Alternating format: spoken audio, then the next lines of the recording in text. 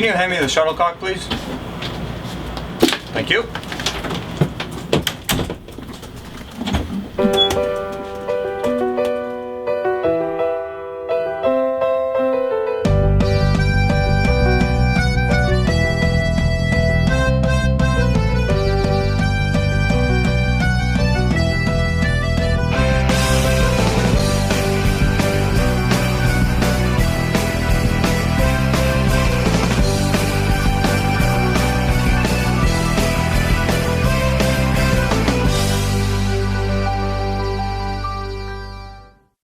So this is a shuttlecock, okay? Very serious stuff. It's an instrument we use to do ash rod jumps. An ash rod jump is, again, very serious stuff, but it's an acronym. It stands for airspeed rate of descent, not what most people would think. What we do is, it's plugged into a device that would record airspeed, rate of descent, and all sorts of other data, and you just hang it below your body, and it, wind blows into this pitot tube and just records the wind speed, and this is just designed to keep it flying straight into the wind. My name is Peter Bainey. I work for the DeLand Research Corporation. I'm a full-time test jumper. Part of my responsibility for this company is to test parachutes, whether that be for our customer service department, which, you know, is problem canopies, something as simple as testing a line set before it goes back to the customer. I also do a lot of work for the research and development department of PD, so that is developing prototypes, enhancing existing products, pretty much anything. I work a lot with the engineering department as well, gathering data, technical data, video reviews, force.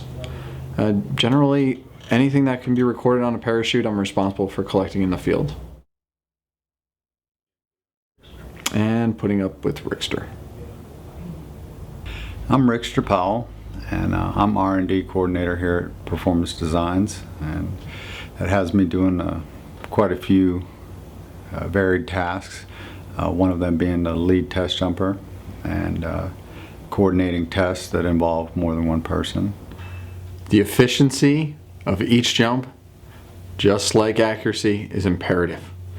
We document everything. The more information I can bring back to engineering, the better we can evaluate the canopy we're testing. Like GoPros, I love GoPros. They make me put them everywhere. Yeah, I pretty much stick to outside video.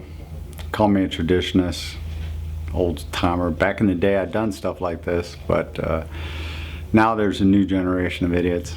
I mean, gung-ho guys that'll gear up like this. Good for them. Hey, can you check my pin real quick? Good? Alright. Thanks. Who are you texting? If I can one jump, I can easily come back with 10 to 12 minutes worth of footage.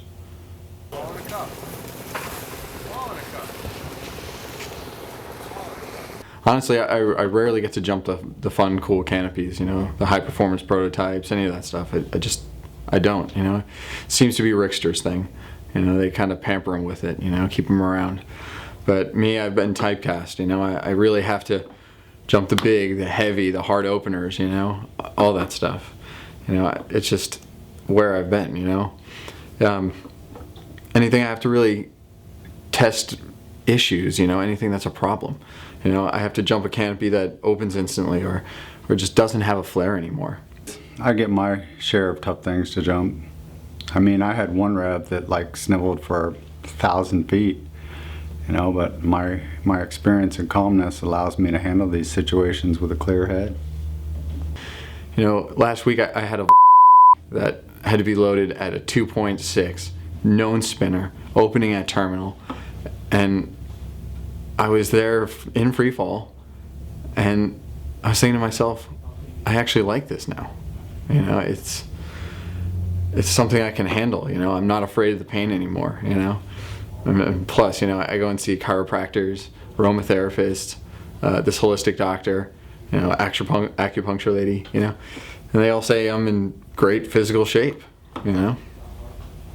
Peter, how did that last opening make you feel? Well, you know, exit was good. I pitched, felt the bag come off my back, lines paid out nice and even, and things started to stand me up, and then it was just, and I just felt like nobody cared, and it just was all terrible. I just couldn't do it anymore. The more detailed we can be, or the more amount of information we can give engineering, it helps them in our logbooks.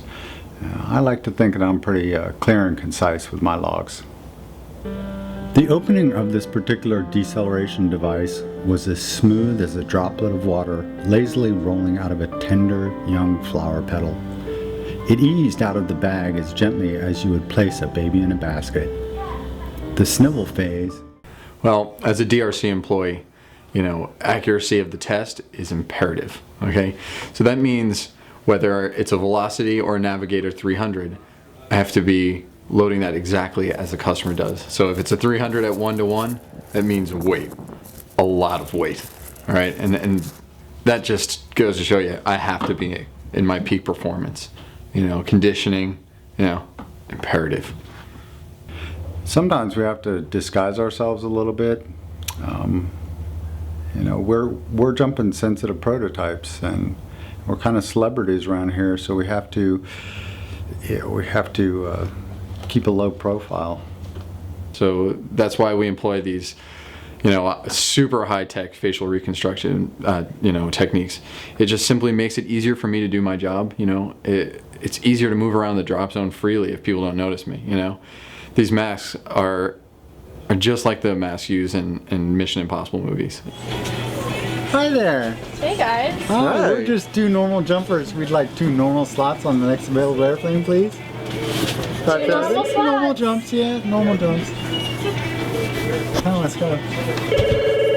I liked the rears, and I held them for a long carry.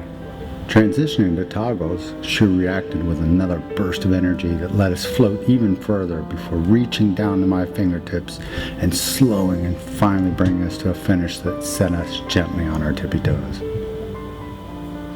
And yeah, part of being a test jumper is being able to convey all aspects of the jump. You know, record the details mentally, you know, and be able to relay them back, you know, in as professional manner as possible. You know, and I have a feeling that's where me and Rickster tend to differ a lot. Arms all the way up, nice full flight, started bringing the flare down, and you know, I reached for that bottom end and it just wasn't there yet, you know. Are you sure you're not projecting your own insecurities on this canopy? Speaking of cool gadgets, you know, we had this one thing, it's like that mind flasher thing from Men in Black. Do you remember that?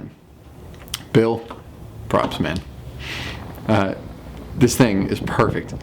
It allows us to do all the damage control. You know, when we're at the DZ and there's people loitering around watching us land, man, I use that thing all the time.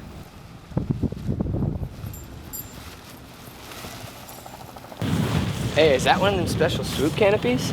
Oh man, hey, look right here for me. It's a Saber 2. Oh, nice Saber too, man. Thanks, man. I like it. You know, it's super effective. I'm not sure if it causes any kind of long-term brain damage or not, but who cares? What you get for being a nosy bastard.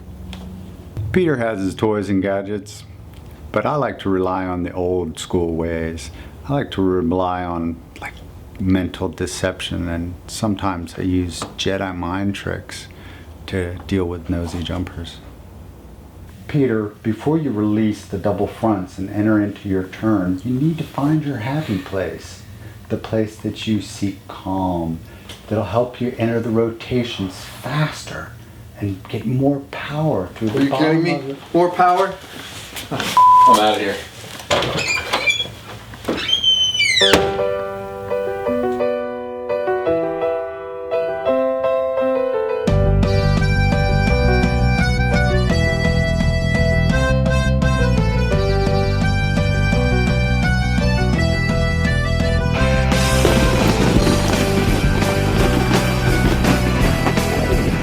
Remember what happened last time with that thing? We had just gotten that thing back in the cage, and Peter's walking around with it like it's nothing doing, man. Last time that thing got out of the cage,